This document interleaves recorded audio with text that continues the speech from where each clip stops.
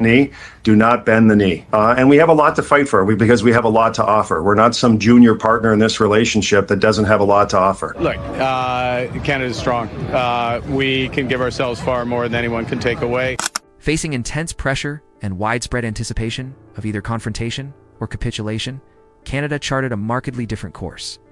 Rather than reacting emotionally to President Trump's sudden imposition of 35% tariffs on Canadian exports excluded from USMCA coverage, Prime Minister Mark Carney's government decisively rejected tit-for-tat escalation or short-term political theatrics. Finance Minister François-Philippe Champagne and Foreign Minister Anita Anand traveled to Mexico City for high-level discussions with President Claudia Sheinbaum, aiming to deepen bilateral cooperation, despite past friction, including Canadian proposals in 2024 to exclude Mexico from USMCA renegotiations. Both countries now found common cause navigating the same unpredictable U.S. administration. Carney's overarching strategy avoided volatile reactions to volatility. Instead of engaging Trump's pressure tactics and arbitrary deadlines, Canada pursued deeply structural responses. The government invested heavily in internal capacity, prioritizing infrastructure, localizing value chains, and diversifying trade partnerships. Carney consistently emphasized that true economic resilience could not be built upon the shifting sands of another nation's political whims.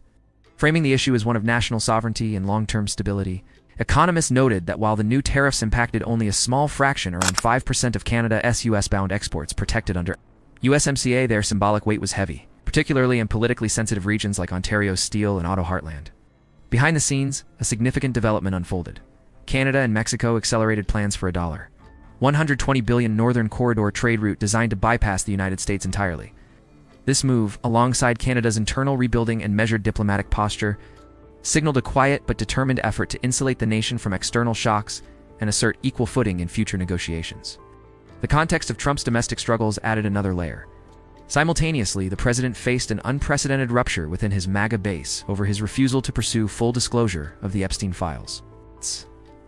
This internal dissent, potentially threatening significant electoral consequences, contrasted sharply with Canada's unified strategic disengagement from Trump's confrontational trade approach.